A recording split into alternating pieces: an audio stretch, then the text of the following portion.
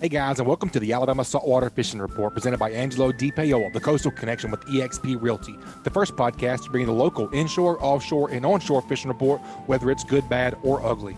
We have a great show lined up for you guys this week, but first, let's hear who's making the show possible. This week's Alabama Saltwater Fishing Report is brought to you by Great Days Outdoors magazine. If you hunt or fish in Alabama or the Deep South, you know that it's different down here. Spawning seasons, patterns, and food sources are not the same as they are in other areas of the country. At Great Days Outdoors magazine, Southern outdoor writers pick the brains of the best Southern hunters and anglers and give you the best how-to, where-to, and when-to articles, along with so much more. Pick up a Great Days Outdoors magazine subscription and become a better Southern outdoorsman. Great Days Outdoors magazine can be found at your local Barnes & Nobles, Books A Million, Tractor Supply Company, Rural King, Bass Pro Shops, or you can save and buy online at greatdaysoutdoors.com.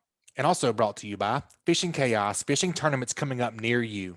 For Alabama saltwater anglers, you'll want to check out these awesome tournaments. The 2021 Saltwater Fanatics 6th Annual Inshore Championship will be held on September 11th and 12th with the lowest entry fee and the highest payouts. This is a tournament you for sure will not want to miss. Details, rules, and ticket purchases are now available for purchase on the Fishing Chaos app. A Thin Blue Line presents Guns and Hoses. This is a tournament to benefit the Behind the Line Foundation and is a nationwide tournament in support of first responders. This tournament includes bass, redfish, speckled trout, and walleye. Tickets are on sale now on the Fishing Chaos app.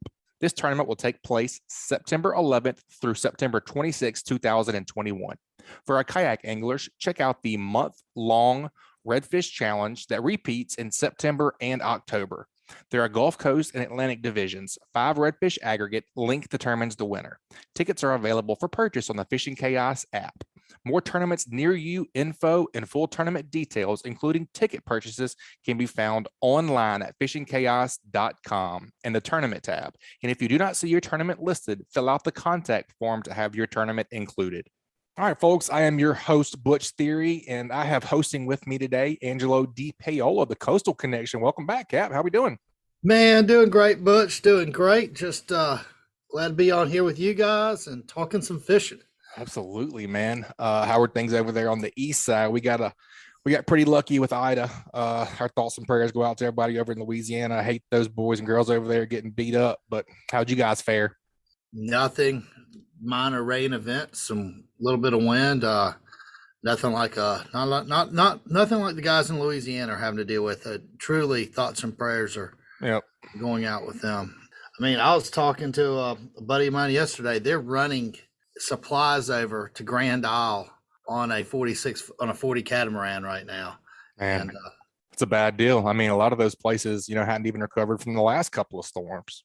No, it's bad. It's a bad deal. Well, man, I know you've been out and done some fishing lately, as have I. You guys went out to the deep this past weekend, didn't you? We did. We went out and just a little north of a little north of Photonis, caught some dolphin. Did not work out for us. The 3 boats fishing that area the 2 days prior probably had 100 shots at white marlin. Wow. Hold on. Say that again. The 3 boats that were fishing there the 2 days prior, fishing the tournament, between the 3 of them, they probably had 100 shots. Wow. White marlin. It is. Man, that's incredible. I think the amount of white marlin in the Gulf this year, people will be talking about this year way on down the road when you say, hey, remember that time we caught 8 fish in a day? That's not uncommon numbers right now. Matter of fact, I think the guys that won it had like 8 white marlin and 2 blue marlin, and that's what they caught. I talked to Sand Stipston. He said he personally missed 17 bites. Man, that's insane. Those little jokers are hard to hook too. They can be finicky as heck. Yeah, there's I was fishing with Ron Hamlin down in Guatemala, and when you're pitching to a blue marlin, that's an aggressive bite, and you kind of can give them the bait for a little while before you start to come up on the drag. But with the whites, what I've learned, whites and sailfish, when they're behind your bait, just ease it back to them for 4 seconds and then start coming forward on the drag, and your hookup ratio is up above 80. For sure.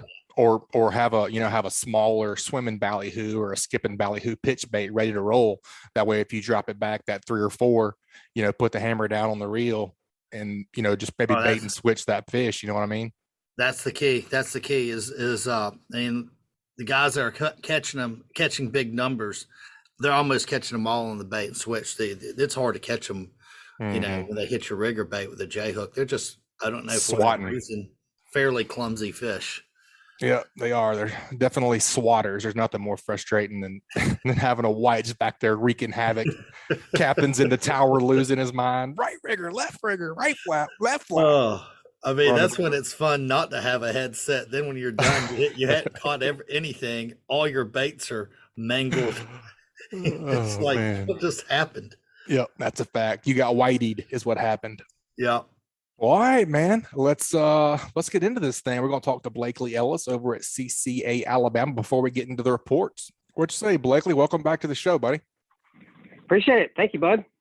You guys have an event that you're sponsoring this weekend. We've been talking about it for a few weeks coming up. The 2021 Saltwater Fanatics 6th Annual Inshore Championship is going to be on September 11th and 12th this weekend, man. Tell us a little bit about it. I know you guys are a big sponsor. Yeah, that's right. We're excited about this year's tournament. And for those, one of the biggest areas that we've been involved with this is our effort to help the Marine Resources and Department of Conservation with their Southern Flounder hatchery efforts. This is one of their major live flounder broodstock collection events. And so if anybody's listened to the podcast in the past, I probably wasn't doing my job if they didn't hear me talk about how much CCA has invested in that hatchery, specifically on flounders. So it only makes sense for us to help to continue to nurture that program and support the efforts to keep new and fresh broodstock coming in each year. And so we've put together some really nice prize packages to try to incentivize people to not only participate in the tournament, but target Southern flounder and bring them in alive. Ideally, they're going to be less than 12 inches, but we'll take any and all live flounder. But some of the incentives, you get bonus points if they're less than 12 inches, and the state actually issues a special permit that allows all the participants of this tournament to keep more fish than the current bag limit allows. So you can keep more than 5 per person if they're kept alive and they're turned into the tournament alive. And then you can also keep fish smaller than the 14-inch minimum size, because those are likely going to be male flounder, and that's one of the hardest ones for the hatchery to get their hands on, is some of those smaller fish. So that's the most important part of this tournament for us. But in addition to that, we're going to be the main beneficiary. CCA Alabama will be the main beneficiary of the majority of the proceeds from this tournament, and then we'll also be on site with some raffles, so people can come by either at the captain's meeting Thursday night or Saturday or Sunday and purchase some raffle tickets that we'll do a drawing for at the end of the weekend. That sounds awesome. Yeah. What's going on with the flounder stock?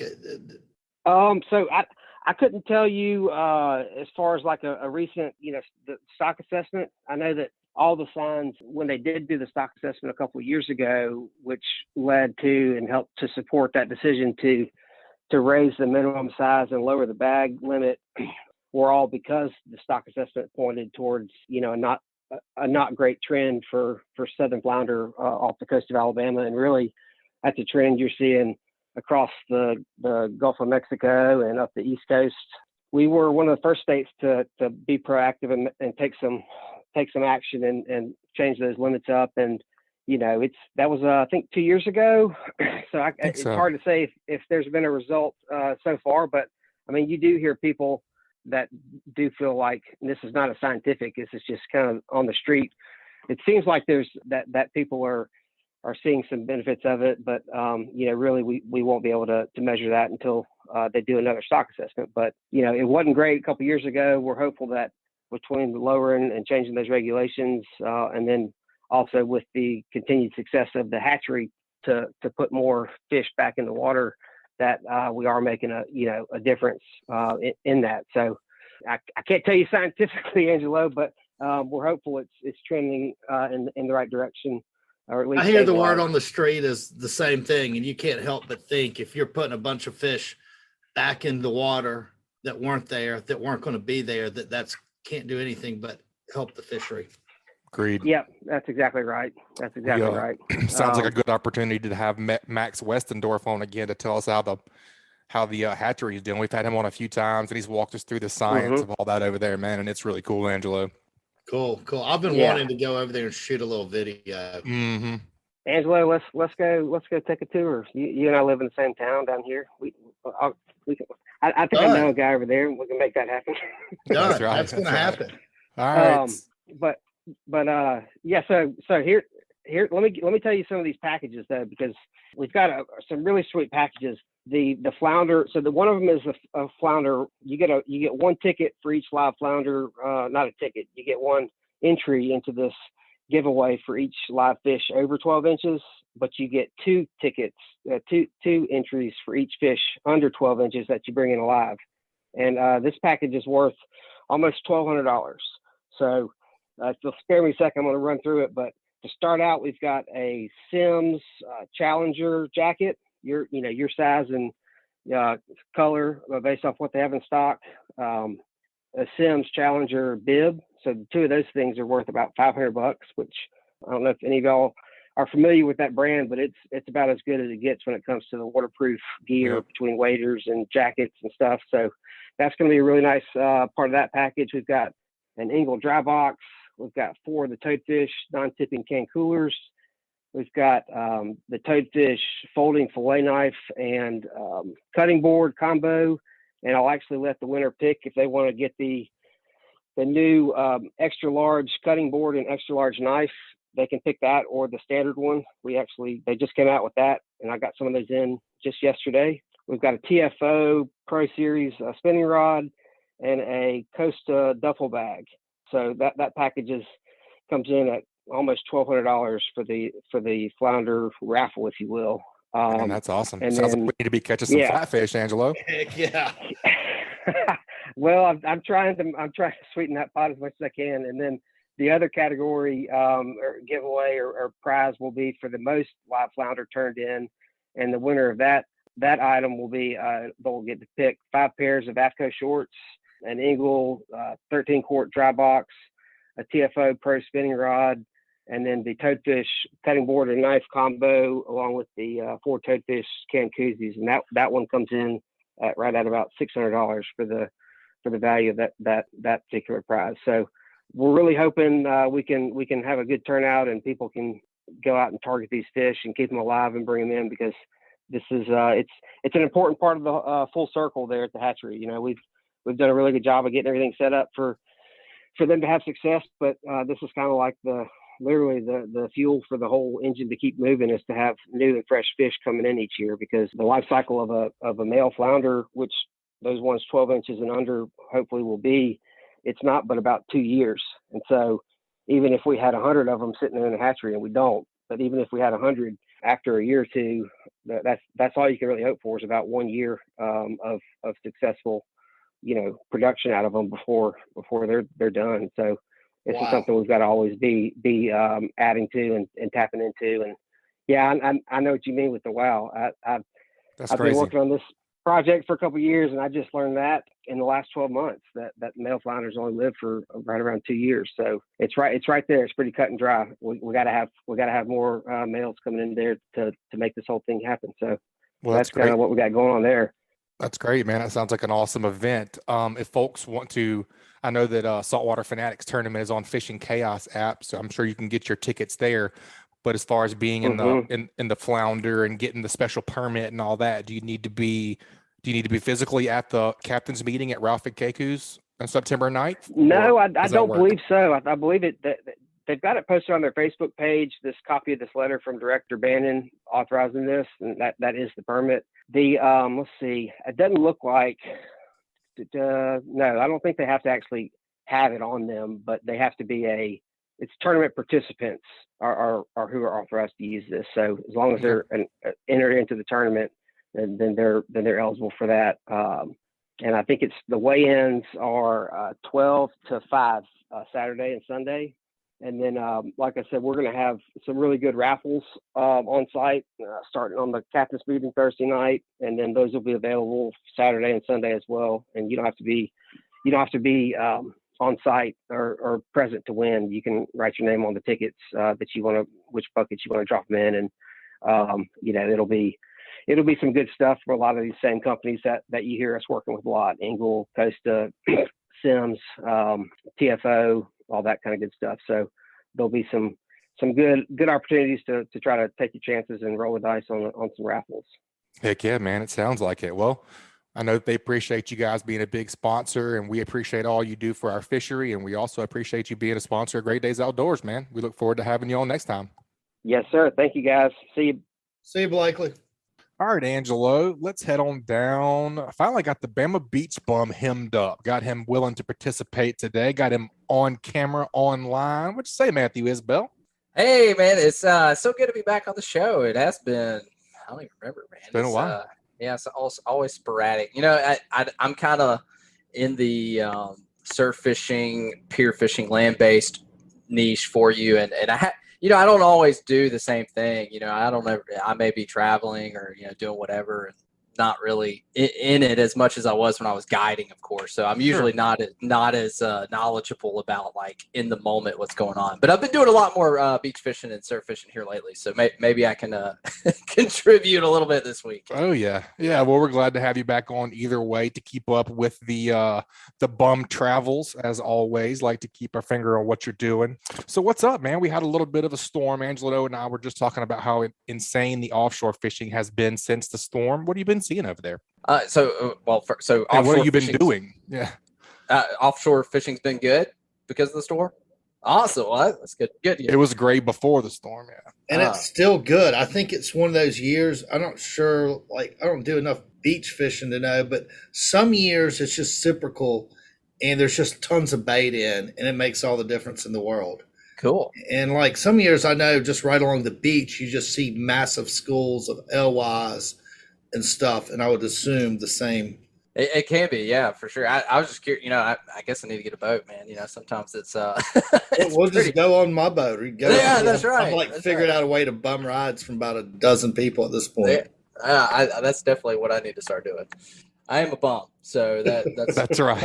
Quite appropriate. But yeah, since the storm, I was really surprised, honestly, with Ida being as catastrophic and relatively close to our area, and as much rain as it's dumped on us and of course north of us, how pretty decent our water quality has been post Ida. Like it was maybe just a couple of days, honestly, that we had really poor water quality along the beach, but after that, it's cleared up and fishing's been pretty decent. It took the first 2 days that I got out after the storm, you could tell right along the beach things were not nearly as active as they were prior. It was just not a lot of life, not a lot of bait, but it only took a couple days really, and things have kind of really rolled around. We're seeing what you would expect for this time of year, and as far as activities, so that was surprising to me. I don't ever know. Every storm, and we unfortunately this area we have a lot of freaking experience with tropical systems now. Yeah. And every storm is different, as you know, and how it affects the area as far as how long lingering effects take place here. Every time we have a storm coming, I think I'm like, yeah, I can pretty much have a good idea how long we're in, but you don't know. You don't ever know. Different every time. It is so different every time. What is so crazy to me about these storms is you talk about, being semi-close to Ida. I'm not sure of the exact mileage from, Grand Isle-ish where it hit to over here, but it blows my mind how much water those things move. It being so far away and the water that it displaced. Water came over my bulkhead here.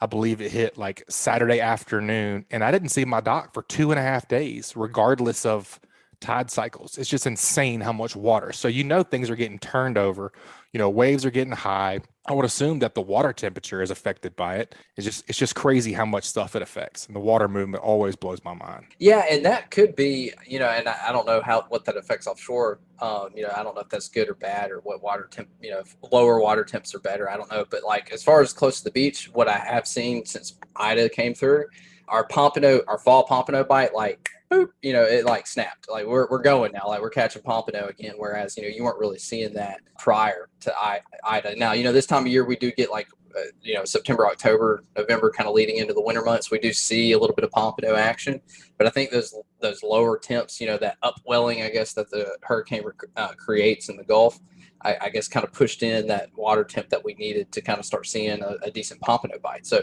there's silver lining. I mean, obviously, man, I'd rather not see another freaking hurricane ever again in my life. Figure out the fish. Yeah.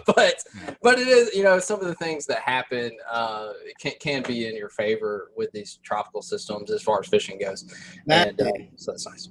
Talking pompano, what's that look like? I mean, we're kind of easing into the fall, and like, when are we going to start seeing like a really push of fish? The fall pompano run that we kind of say mini run, it's always harder to put your finger on it. Like if we're talking spring, I can always tell you pretty much that's the last 2 weeks of April. That's when it's go time. That's your bullseye. That's when it's hot and heavy. It's pretty freaking consistent every year. But fall is it's a much bigger moving target. Like it's hard to say like, all right, this is the time that you really need to get going. And it's not nearly as prolific as your spring run. But we are starting to see pompano. So like if you're a hardcore pompano fisherman and you're itching to get some pompano, start fishing now. Now's the time we're starting to see them.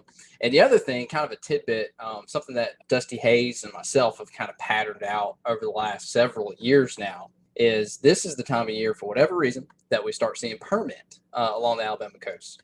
Every year that I've caught permit with any kind of consistency, not that it's a normal target in our area, but it's been September, October, November. Those 3 months has been when I've seen permit and some of the largest permit caught along the Alabama Gulf Coast. I think the state record was caught either last year or the year before around this time, and that's been kind of the consistency that we've seen. My largest permit in Alabama that I've caught was during this time. So like, it's kind of cool if that's a fish that you're trying to scratch off the list and you're a surf fisherman, go now and you can fish the same way for pompano.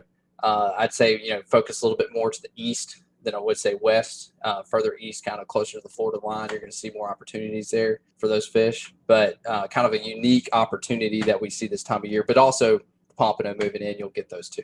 Yep, that's really cool. I mean, for this time of year, pompano permit, are you doing anything different in the surf? Are you doing a one drop of floats, 2 drop of floats, or what's your go-to setup right now if all those things are options?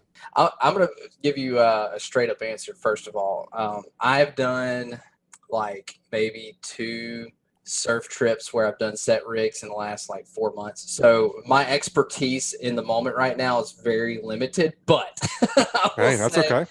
Just being honest with you, Sure. As far as that goes. But, I would say this time of year, what you're going to want to do is you're going to have to weed through, because we still have a lot of activity. And what I mean by that is we have a lot of ladyfish. We got a lot of blue runners still. This time of year, there's still a lot of other stuff that you don't see in the springtime when you're pompano fishing. So it's an added level of difficulty trying to weed through those fish, or just get to the pompano. The pompano are there, but you're going to catch a crap ton of other stuff too. So you got to kind of have to figure out what's going to help you in not getting those other fish. Like the last couple times that I've just caught so many ladyfish, and you kind of have to cycle through baits or maybe taking floats off, to try to not catch the attention of ladyfish as much. Or maybe not using the shrimp, maybe backing it down to just fish bites or something that's not going to be as natural that everything in the freaking ocean wants to eat it. Gulf, excuse me. But just whatever you have to do to kind of go through that progression to try and get just the pompano. That's going to be your biggest obstacle this time of year going into pompano fishing. Well, definitely makes sense. What about would a jig? Throwing jigs be a viable option this time of year? There's just not enough fish, really. You could, yeah. You're going to spend a lot of time. I mean, Yeah. that's in the springtime, it's definitely a lot more effective because there's way more schools, there's way more fish. Absolutely, if you happen to be on some pompano, the jig's going to work. I mean, they'll eat it, but it's way more, I'd say, difficult to get that fish to eat it. Definitely makes sense. What about the jetties, like at the pass here in Orange Beach? Like, do you ever, the guys on the boats, I know, just hammer them sometimes. Mm-hmm. Can anybody walk out on those and catch them, or is that just Yeah, no, absolutely. If you're gonna jig fish, like if you're really all in on that, I'd say go to the jetties. I jetty fish a lot. I'm usually not going out there for pompano personally. If I'm gonna pompano fish, I'd rather be on the beach for it. I mean, not the pompano are there; they get around the jetties. It's not that. I just go for other things. But absolutely no, it's an effective way. Carrying live bait or anything, natural baits, a cooler, that stuff very difficult to do on the jetties. Yeah, I get that. Anytime I'm jetty fishing, I'm carrying one rod with me, and I've got a backpack with artificials in it. That's it. I'm not planning on keeping fish or anything because it's dangerous enough as it is out there. Trying to carry anything else is just too much. But yeah, there's guys that do it. They take a bucket or something and try to keep a few fish. But yeah, I would recommend if you're trying to jig fish, that'd be a place to do it. Cool. So what else, man? What is on the horizon for the Beach Bum this fall? What you got going on? You got any goals? I know last year, you were trying to get some big jacks. What's up with the Bama Beach Bum this fall? What you got going on?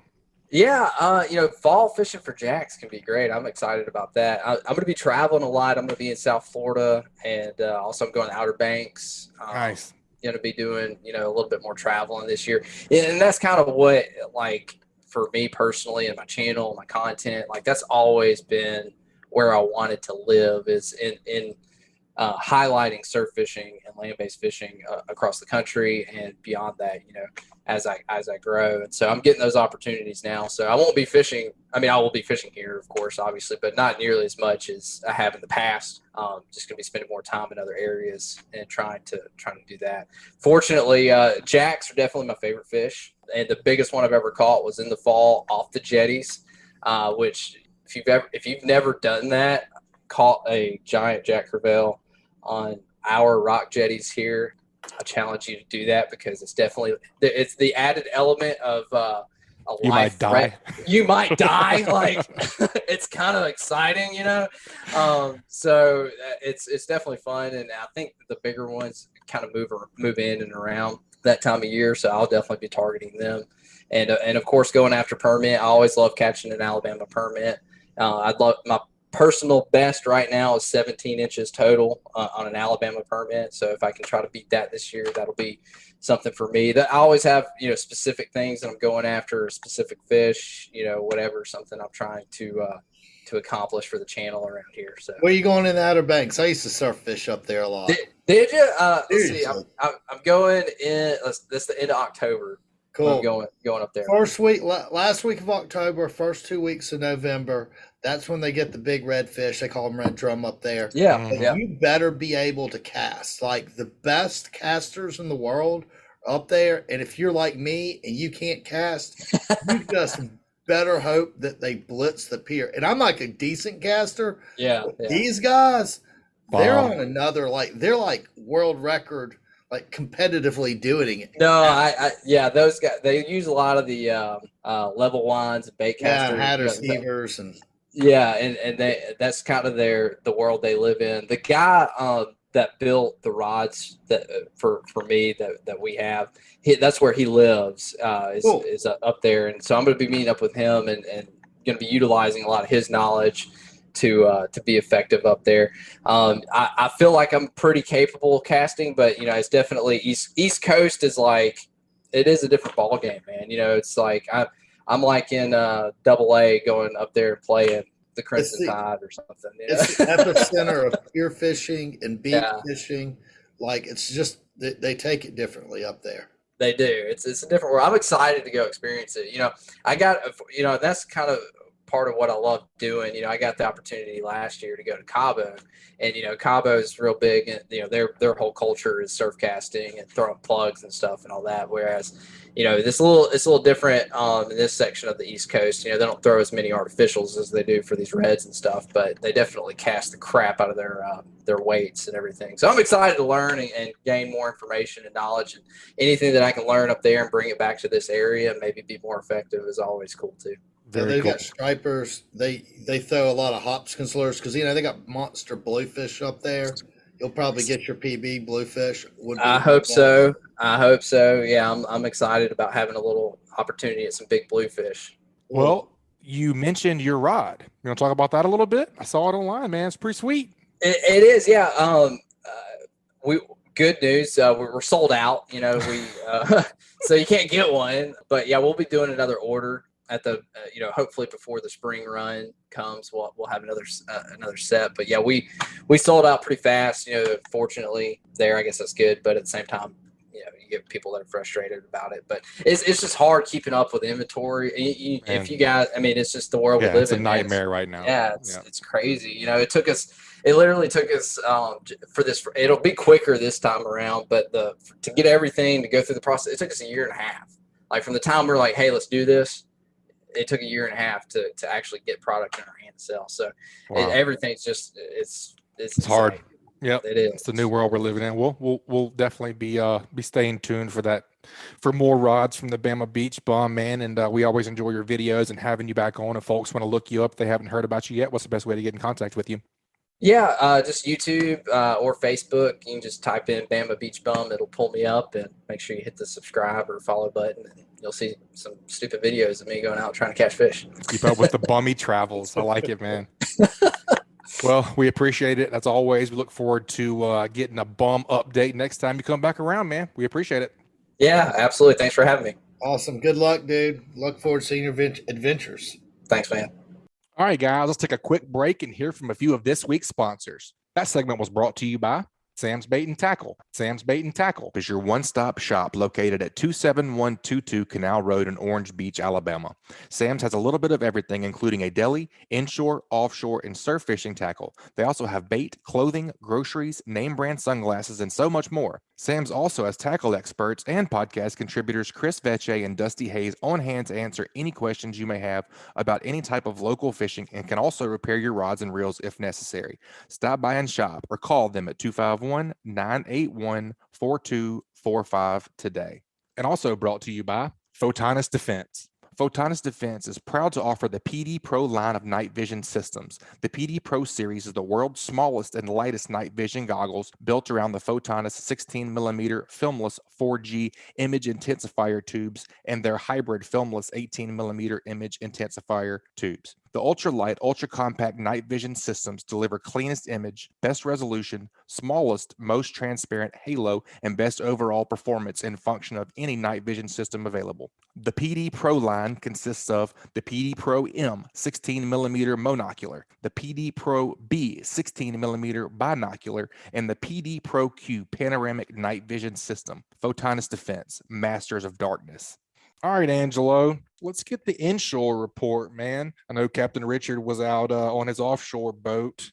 I think he went out last Friday or Saturday. They had one nice sword on and shook the hooks right at the boat. He was a little heartbroken about that, but I know he's been running around over here in Mobile Bay, Mississippi Sound, chasing them trout and redfish. So let's go get the inshore report, man. Let's see what old Captain Cold-Blooded Fishing's up to. All right, Cap, tell us a fish story. What you been up to over there? Oh, shoot, if I was any better, I'd be you and Angelo over there interviewing fishermen, huh? That's a funny joke. Somebody's got to do it. Man, I've been doing all kind of stuff. Ran offshore in the Ocean Master last Saturday and had a podcast listener, Randall White, on the boat with me. He's a big fan. He talked to me about the podcast all day long. It was great. That's awesome.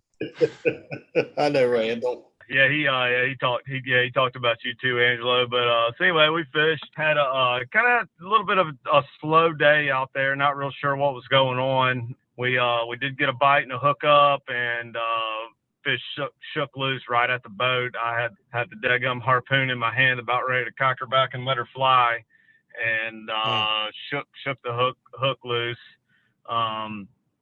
It might have had one other bite after that. Everybody else that was out there that day, one boat caught one fish, and I think they had another one on and lost it. The same boat did. So what was that, Cody Brown? I believe so. Yeah, relatively slow day as far as sword fishing goes, but I'm getting back after that this weekend. I think I'm going to go on Saturday offshore and do a little fun trip not sure where I'm going to go just yet. I might run way over to the east and fish some new areas for me. So we'll see. Man, I tell you what, me and Angelo were just talking about the insane numbers of white marlin. That's what we ought to do is pick up some dang ballyhoo and drag some baits for some whiteys, Cap. Yeah. No, I hear you. I mean, talking about boats getting 8 or 10 shots a day, man. It's on right now. That's insane. The water looked great out there. There was flying fish everywhere, lots of grass and debris floating around. And but like I said, the water looked great. The swordfish that we had come up, he was lit up as blue and purple as you could imagine, just beautiful fish. Like I said, the water clarity and stuff is great out there. The current was kind of ripping while we were out there. We were moving them almost 2 miles an hour on our drift. It was really hard to kind of keep the scope out of the line without backing up on it too hard. So I don't know if that's why we were having an issue getting bites, but that was kind of tough. I was having to use 5 pounds of lead to kind of to keep us straight up and close to straight up and down. It was tough with the current. So I think that might have been what was the issue. Our bait wasn't really getting presented too well down there, but hopefully that's getting better. We're on a good moon phase for daytime. And Got to get back out there, redeem yourself. I know, man. Inshore fishing's been good. You know, like post-storm last week I think my first day was Thursday after the storm, and had really good trips Thursday, Friday, and then my offshore trip was Sunday. And then my offshore trip was Saturday, and on Sunday I inshore fished again and had a tough time, man. It was me and a couple other captains who were both inshore fishing trout, had a really struggled in shallow water. Not real sure what was going on. It's like somebody flipped a switch on me because everybody had done well the day before. And that kind of continued for me yesterday in shallow water, but I ended up resorting to getting out in some deeper water in the bay and putting a nice box of fish together. We had to bust out a slip cork and a free line to get the trout to bite. Our biggest combatant yesterday was the trash fish. Unbelievable number of Spanish mackerel and ladyfish and hardheads everywhere. So not real sure what's going on with that. That time of year, I reckon. Yeah, well, it kind of felt like a moon phase thing where you catch like just a bunch of little fish and you couldn't catch any keeper size fish until I moved out in that deeper water. So like I said, that's kind of something I feel happens around the full moon, but we just hit the new moon last night or the night before. So like I said, not real sure what's going on, but the deep water bites seem to be where it was at. Rigging the slip corks up and drifting some live shrimp seemed to be the ticket. Man, I wonder if all the rain and all the water dumping out of here has those fish pushed down. Maybe it's a salinity thing, kind of. What you seeing as far as your bubbles in your wake and salinity and all that? Yeah, definitely. When I'm in the bay, you can tell that the salinity is reduced.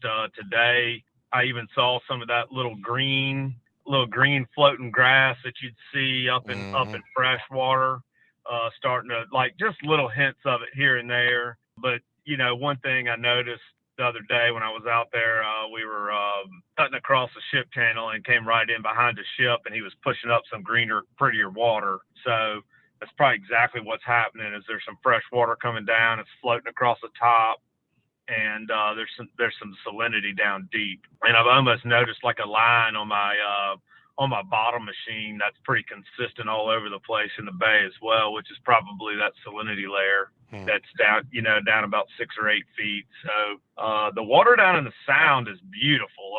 Down like Katrina Cut and west and around the west end, it's just emerald green and super salty. So, but we couldn't get away from the trash fish down that direction. Not real sure what, like I said, that was kind of one of those weird days where it felt like a moon phase thing, but the water clarity is great down that direction. Did something pretty fun today. My customer today was my client today is a real regular. And they just said, "Hey, Captain, we don't care where we go or what we do. We're with you for the day. So whatever blows your skirt up is what we want to go do." And of course, it was thunderstorming pretty crazy this morning, so we just kind of took it easy, and luckily my guys were tough, and we put on some rain gear and fished in the rain for about 3 hours, but we did nothing but triple tail fish today, chased blackfish. We saw 2 nice fish this morning that came up and got our bait without the cork even moving. Our shrimp were a little bit soft, which is always something that happens around this new moon where they shed. So I think they were sucking the shrimp off the hook, and we weren't getting it. We never got another shot at them, but we had to move around quite a bit. We finally found a school of, I say a school of fish. I think a school of blackfish is like one fish on every other buoy in like about a 4 or 5 square mile area. That's a school. But we ended up catching about an 18-pounder, and then one just about almost a mirror image of that one, and then one that was probably about 12 in about 3 buoys. So that was a lot of fun. I tell you another really cool thing today that I did that I was really excited to talk about on here was we stopped on one of those buoys that we caught a fish on. We stopped and fished it pretty hard. And generally what I do, like when I'm buoy fishing or fishing pilings or anything like that, I'll pull up trolling motor, put the trolling motor in, spot lock us to get us to where we can kind of make our drift with our slip cork around these structures, and then I'll work the whole water column, and then after I get done, I usually ease right on by the buoy real close and scan it with my side imaging with the Ray Marine. And we did that on a buoy, and I said, ooh, there's something down there, and it was a little deeper than what we were fishing. And so sure enough, I went and set back up on it, and I was pretty close to the depth. I went down about 15 foot, then I went down about 20 foot. I was like, well, maybe it's a little shallower, and I came up to about 12, and boom, caught a nice one, like I said, right around probably 17, 18 pounds. Man, that's awesome.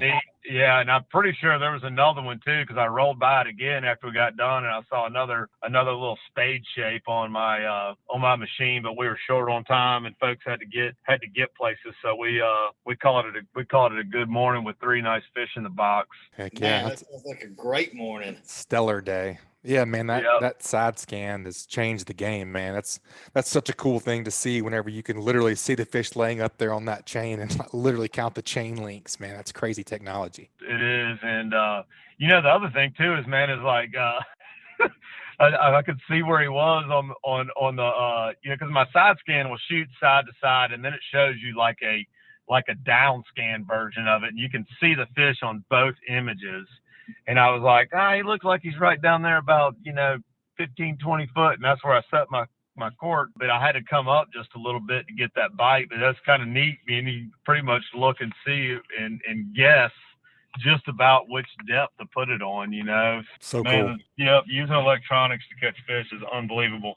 You guys better watch out whenever I get a big boy transducer on that Ocean Master, and I can start marking those swordfish offshore, man. I'm gonna be hell on wheels then, man. I can't wait for that.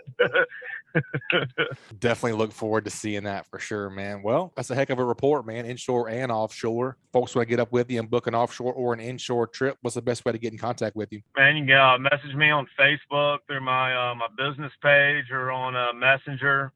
Hit me up on the website, coldbloodedfishing.com. My contact information's on there, and give me a call. And we're on Instagram as well. So awesome, all man. the above. Well, we look forward to the report next time. You guys be safe this weekend if you go out there looking for a sword, man. We look forward to it next time. All right, man. Thank y'all. Later, dude. Well, that's another awesome report, and it was brought to you by Foster Contracting, Fortified Roofing Pros. The recent thunderstorms that have been producing wind and hail in the area may have damaged your home's roof. The certified roofing pros at Foster Contracting offer free roof inspections, and if your roof has received damage, most homeowners will have little or no cost out of pocket when going through your insurance. If you're looking for quality construction with a dependable, licensed, and certified fortified roofing professional, give the Fortified Roofing Pros a call at 251-973-9999. They're a family-owned business that is big enough to get the job done, but small enough to care. Remember to support the local businesses that make your local podcast possible, and check them out at fortifiedroofingpros.com. And also brought to you by Fish Bites. Are you tired of scrambling for bait whenever you decide to go fishing? Have an artificial bait that's better than live bait, ready to go at a moment's notice with Fish Bites. It's easy to pack and travel with, and shelf stable, and not to mention tough. With Fish Bites, the bait stays on the hook and the fish stay on the bait. Check out the full line of scented saltwater and freshwater baits and tackle at fishbites.com. All right, Angelo, we heard a little bit of offshore from Captain Richard Rutland. Let's head on over to Orange Beach. Let's see what Captain DeLynn Sigler's up to. Welcome back to the show, Captain DeLynn. How we doing? Thanks, Butch. I'm doing great, buddy. Glad to be here. Good, man. I always like to see your dock smackdown pictures and then big old groupers and amberjack that make my mouth water. I love those scamp, buddy. I know you do too. Oh, I do. Unfortunately, the sharks love them too, and I've been feeding those very well lately. Has been a lot of sharks. Captain DeLynn, what size and what boat are you running over there? Always like to try and give our listeners kind of a visual. What you got going on? Right now, I'm running a 40-foot Invincible. Got the quad 350 Mercuries on it. So really nice fishing platforms, like fishing from a dock. A guy told me the other day, he goes, man, it's like fishing from a dock. There's so much room. It's so stable when you stop. It's a pretty amazing boat. I like the boat stuff. It does well. That's awesome, man. So, all right, just kind of walk us through your last week. I saw some pictures of some grouper and some amberjack. So just kind of let's start with the grouper and go from there. Well, after the storm, bait's been really tough over here. So we've been picking and scratching whatever we can get our hands on. Dead bait. A lot of big pinfish around, so that's good. But very few cigar minnows, herring. But it's getting better. I heard yesterday got a lot better. I didn't fish yesterday, but Monday got a little better. So we've been getting what we can for live bait, taking some dead bait, taking some squid, dead cigar minnows, heading out. We fished anywhere from 60 miles all the way out to our last stop the other day was 84.6, I think. It's pretty good ways out there. Y'all stretched the legs. We did. We did a 8.5 hour trip and ended up that far offshore. Fishing was good, but we got moving a long way. So that's crazy. Those boats allow you to get in and out the 8.5 hour trip and cover 160 miles. That's nuts. That changes the game. Oh, absolutely, game changer. And also bait was pretty tough to catch. If bait would have been easy to catch, we would have been back in 6.5 hours. So, that's crazy, man. What does that thing cruise at, Captain DeLynn?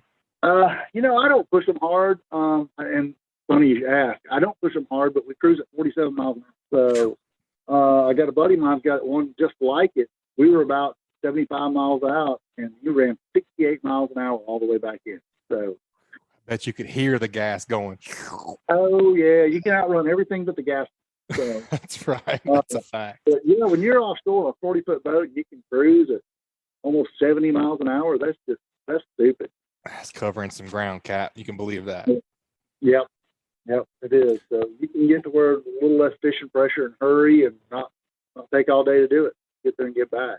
Yes, sir. So you said you guys' last waypoint was about 80 miles out. How deep was that when you were fishing? Did you guys go more to the west or east, or what depth were you guys fishing in at that range? We were down to the southwest. It was a little over 200 foot. It wasn't real deep. I think it was like 225 or something like that. But it was good. It was really good fishing. Unfortunately, the sharks got half of everything we hooked, but fishing was really good. And you catch all you want in a hurry. That's good news. Yep. When you're out fishing and you're running, or you're like looking for your spot, and I didn't even ask you, I'm just kind of making some assumptions. You're looking for natural bottom and stuff. What are you looking at on the bottom machine? What are you looking for?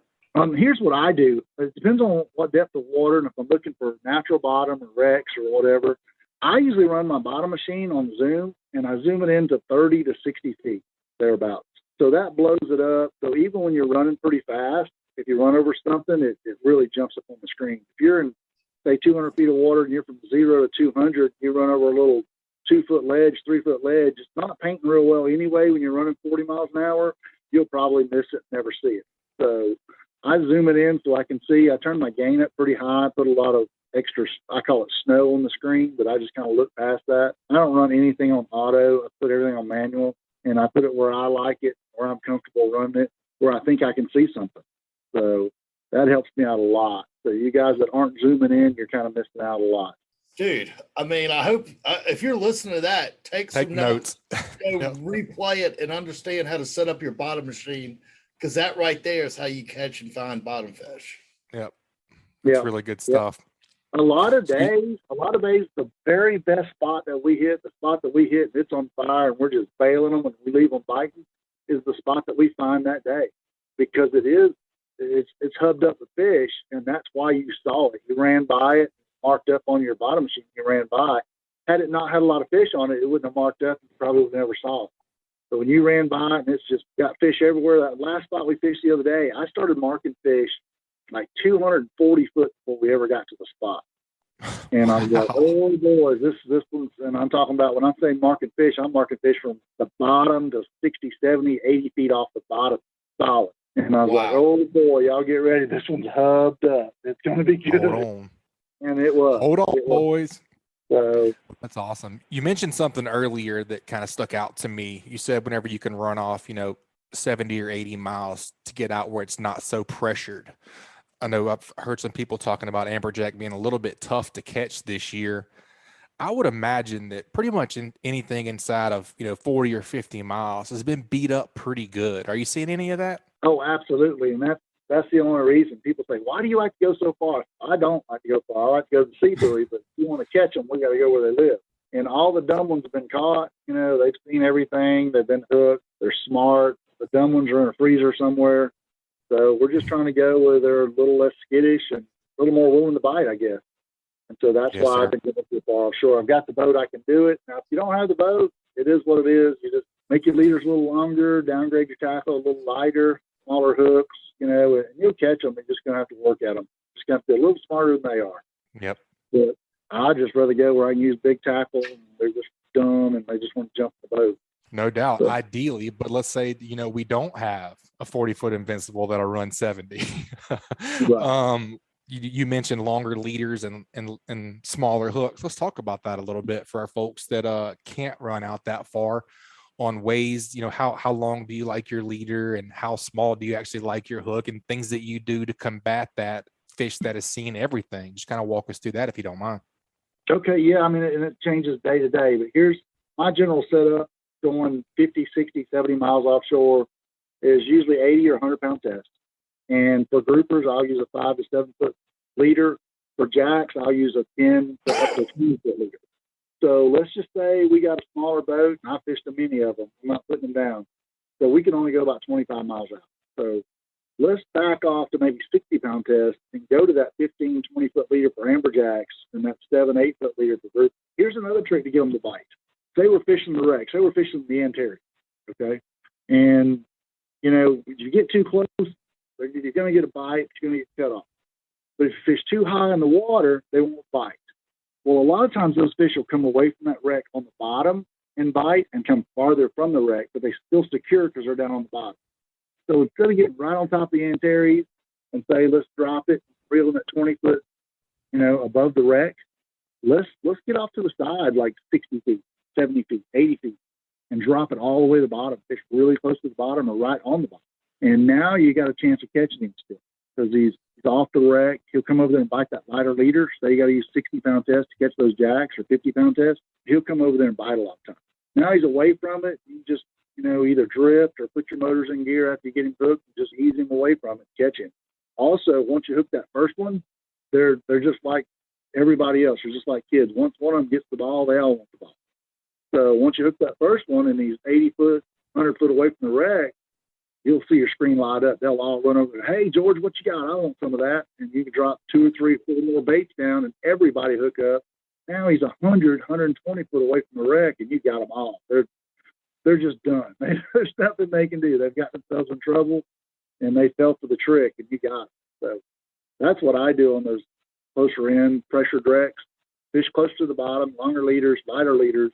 And once you get one hooked up, all the rest of the kids want a piece of that ball. So let them have some of it. You're right about that, man. That was one thing that my dad was always very, very, very insistent on when, whenever you got one on, you always leave one down and don't ever reel that one up until you got another one hooked. Because you're right. They stay around like a, school of dolphin and they'll all stay frenzied up as long as you got one down there freaking out. That's a big deal. I've seen it be on every single time you drop a bait down and somebody's not paying attention and they reel it up and it shuts off. It's over with. That's right. It'll shut down. They're just a deep water dolphin. They're just down on the bottom. They're not on top. That's right. So, yep. That's right. Just always have a bait running down. And once you get another one hooked up, get him up and get him off. And another thing too is I'm a big live bait guy. So really frisky bait. I don't like to cast net my baits if I don't have to. I like to catch a hook and line. Puts one little hook in their lip.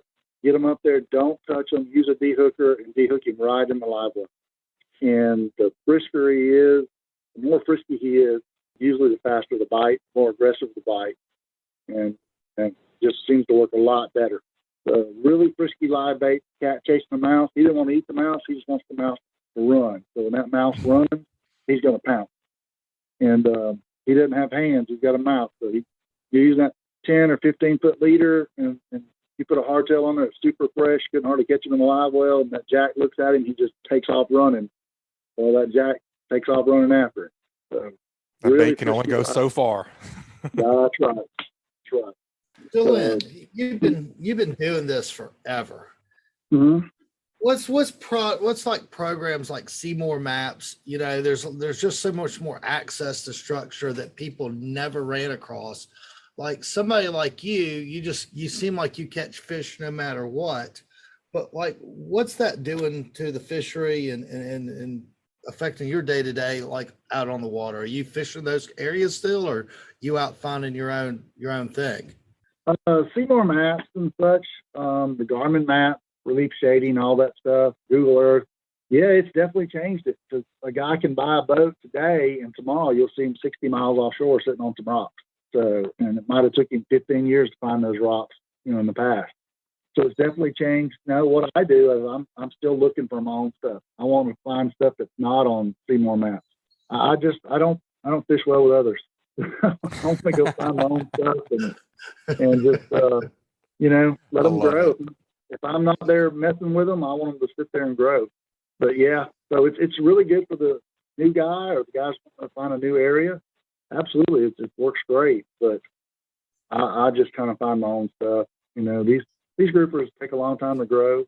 And if you're getting 15, 18 pound scamps, you're fishing someplace that's not getting hammered every day, I can promise you. So, do you guys like go out and deploy some of your own stuff, or you're just finding it? Both. Yeah, well, absolutely. We're going to put out a bunch this winter.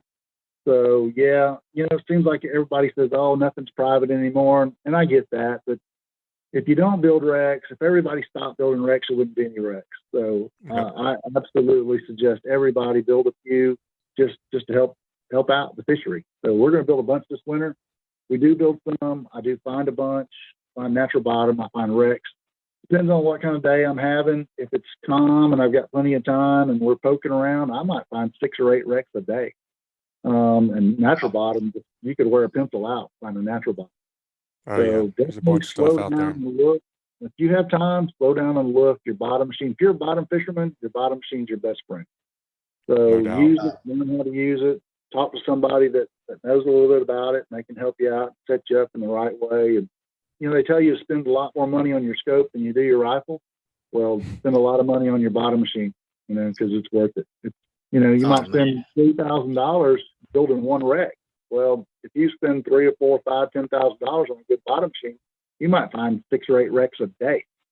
So let me ask you this: whenever you're talking about deploying reefs, have you found anything that is more productive for grouper as of something else? Absolutely, I love aluminum. Anytime you can get aluminum produces real big, pretty fish. With all the restrictions nowadays, it's getting harder and harder to put stuff out. But back when we could put out little airplanes and things like that, stuff built out of aluminum. I love aluminum. I think it works really, really well. So, what a great segment. What a great report. I hope you guys had a note and a pencil and a notepad. I know I did. That was awesome, Mr. Captain DeLynn. We really appreciate you being on the show. And Grouper Ninja, I'm all giddy. Somebody that's fished my whole life. This guy's just mind-blowing. One of the best bottom fishermen in the Gulf of Mexico. Yep, absolutely. And we appreciate you contributing to the Alabama Saltwater Fishing Report, Captain DeLynn. Well, I enjoy giving back. I know back when I was a kid, I loved it.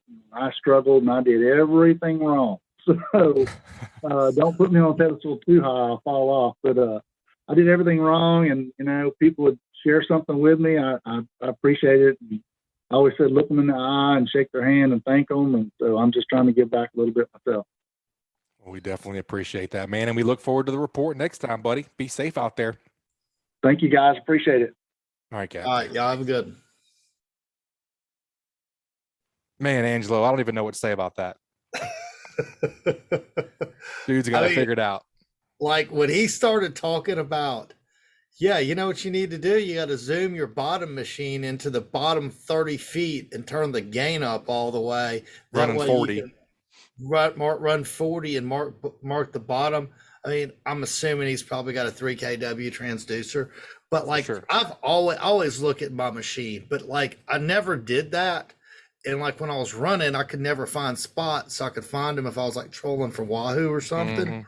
But like that, Game changer. I mean, dude, anybody listening to this podcast can go do that, what he just said, and probably find a handful of spots every time they go. They're like, I'm surprised, like, honestly, like most people wouldn't even share that with you. Right. Like, Yep. you know, that's just more competition for like really a pretty scarce resource with like Seymour Maps. I was really kind of curious to like what somebody that's really good at it is doing versus, you know, somebody that's just got this Seymour map. I'm going to go out here and fish Right. these rocks. Maybe they'll be here, maybe they won't. Right. Yeah. I mean, he's been doing it for 30, 40 years. So I think I'd rather go with Captain DeLynn. Yeah. But hey, man, you got to do with what works, you know? Oh, yeah. Oh, yeah. Well, man, maybe we can get an invite on that Invincible. that's right. We'll have to work on that. Well, man, we made it this whole show without talking about real estate. What you guys got going over there with Coastal Connection? Man, let me tell you, August was red hot. Lots of buyers, lots of sellers. We had a little Labor Day lag, just people getting in, like, you know, take some time off mode. So it wasn't as many transactions. But what we have going is, I mean, we just listed today a house and lot on Marina Road with 50-foot boat slip, vinyl seawall for $699. There's nothing out there. Like Wow. if you're looking for like a boating property that's kind of set up, the house needs some work, but you can't find anything out there like that. We're about to list 2 houses on big water on Ono, just great views, great houses. We're having them both appraised, so we know we're going to come to the market with price where we need to be.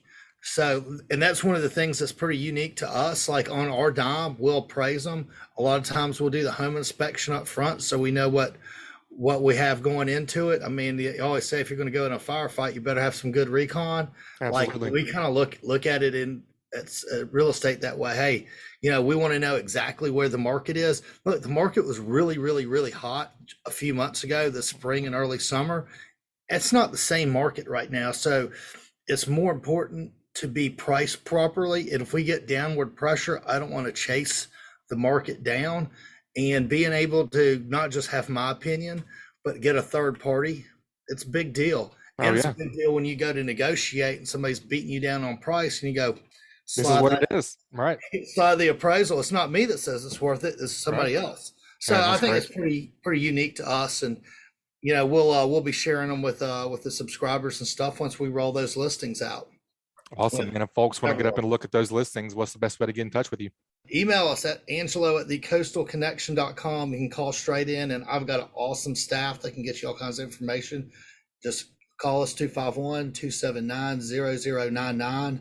Or you just go straight to our website, thecoastalconnection.com. We got a nice search feature there, so you can search all over, or just find us on Facebook or Instagram. It's just The Coastal Connection. We'd love to help you out.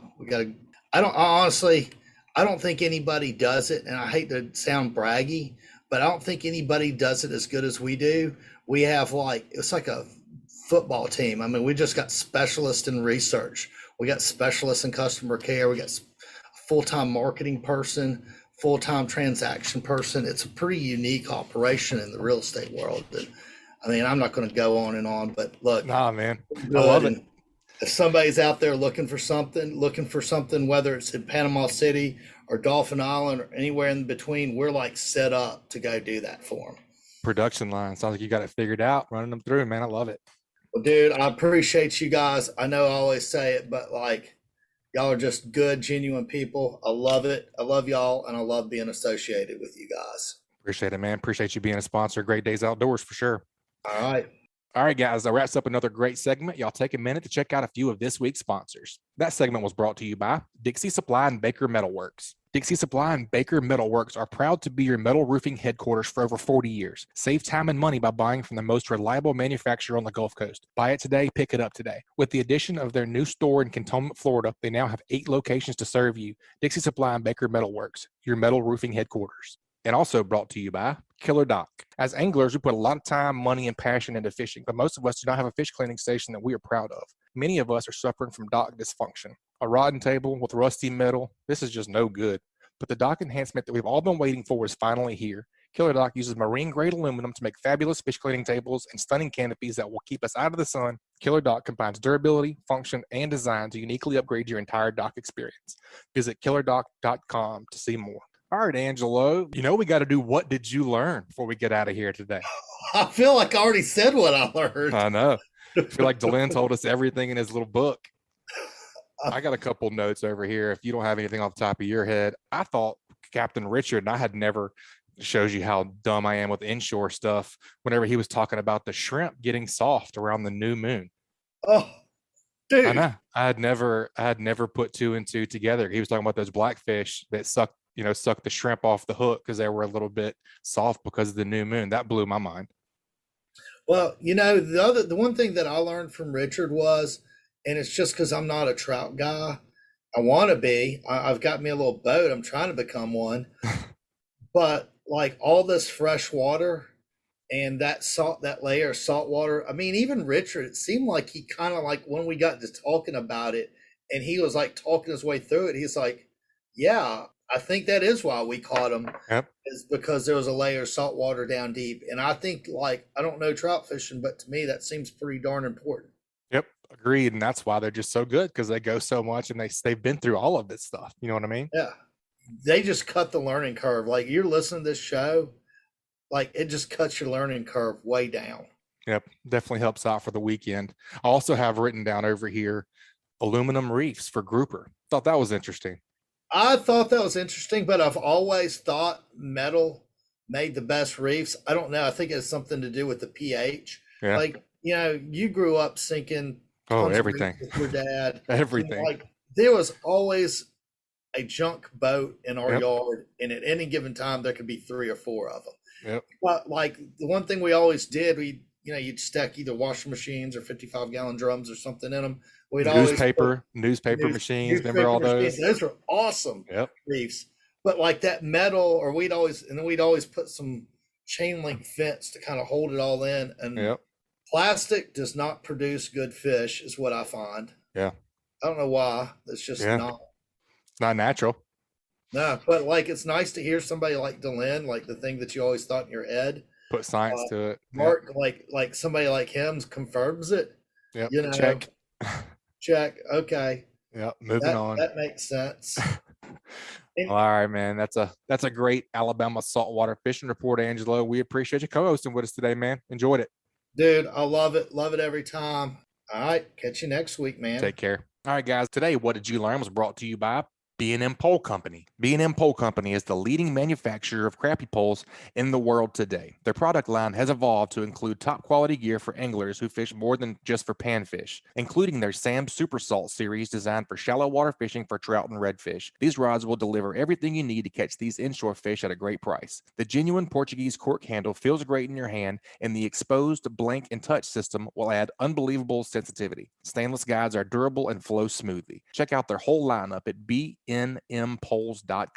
And also brought to you by the Hunting Exchange. In this day and age, we all know it's a struggle to sell hunting equipment on a large social media platform, and that's where the Hunting Exchange steps in. Hunting Exchange is an app for iOS and Android that gives you a one-stop shop to buy and sell your hunting gear. Whether you're looking to sell your bow, broadheads, technical apparel, stands, saddles, or anything in between, this secure platform allows you to buy and sell gear with confidence. As a buyer, each dollar you spend is insured by PayPal, and as a seller, there are no hidden charges like other platforms, and listing items is also free. Gone are the days of having listings removed from Facebook and worrying about being banned and removed from groups for wanting to sell something as simple as your bow or knives. So head on over to the App Store or Google Play and experience a new hassle-free way to buy and sell hunting gear by downloading the Hunting Exchange app today. All right, folks, that's going to wrap it up this week. You guys, please subscribe, rate, and review wherever you listen to podcasts. If you'd like us to email you the podcast each week, just text the word fishing to 314-665-1767. Again, just text the word fishing to 314-665-1767 to subscribe to our email list, and we'll send you the new show each week. We'll see y'all next week. You guys keep whacking them. Be safe out there. This week's Alabama Saltwater Fishing Report was brought to you by the Alabama Marine Resources Division. The Alabama Marine Resources Division reminds all recreational anglers that gray triggerfish, greater amberjack, or red snapper must be reported through Snapper Check prior to landing the fish in Alabama. For more information about Snapper Check, please visit OutdoorAlabama.com. And also brought to you by Hold the Line Saltwater Fishing Tournament. Mark your calendars for September 25th, 2021. The Hold the Line Saltwater Fishing Tournament is a fundraiser for the Women's Resource Center of Mobile and is sponsored by Church of the Island. Mark that date, and tickets will be on sale soon on the Fishing Chaos app. Learn more about WRC Mobile at wrcmobile.org. Also brought to you by MB Ranch King hunting blinds and feeders are built to last, right here in the USA. They offer high-quality, easy-to-use corn and protein feeders that can be filled with both feet on the ground. Call Kevin today for more info or a quote at 205-807-2937. MB Ranch King, built in the pursuit of perfection. And also brought to you by Hilton's Offshore Charts, bringing you the highest quality online satellite fishing chart since 2004. Your source for sea temps, altimetry, currents, and watercolor at hiltonsoffshore.com. This week's Alabama Saltwater Fishing Report brought to you by me, Angelo DePaola, The Coastal Connection. Find us online at thecoastalconnection.com. And also brought to you by SunSouth. For quality John Deere equipment affordably priced, visit your local SunSouth and check them out on the web at www.sunsouth.com. And also brought to you by Bucks Island. They have new pontoon boats, bass boats, bow riders, and aluminum boats for sale. They provide boat service on all kinds of boats, even if they weren't purchased from Bucks. Visit them at 4500 Highway 77 in Southside, Alabama, or give them a call at 256-442-2588. And also brought to you by Test Calibration. Test Calibration is your source for sales and service of diesel turbochargers and fuel injection systems since 1976. Contact them at 800-822-0057 or visit them online at testcalibratindieselandturbo.com. Also brought to you by Advanced Transmission in Spanish Fort. Give the professionals a call who have been trusted on the Gulf Coast for over 25 years at 251-626-6061 or check them out online at www.advanced-transmission.com.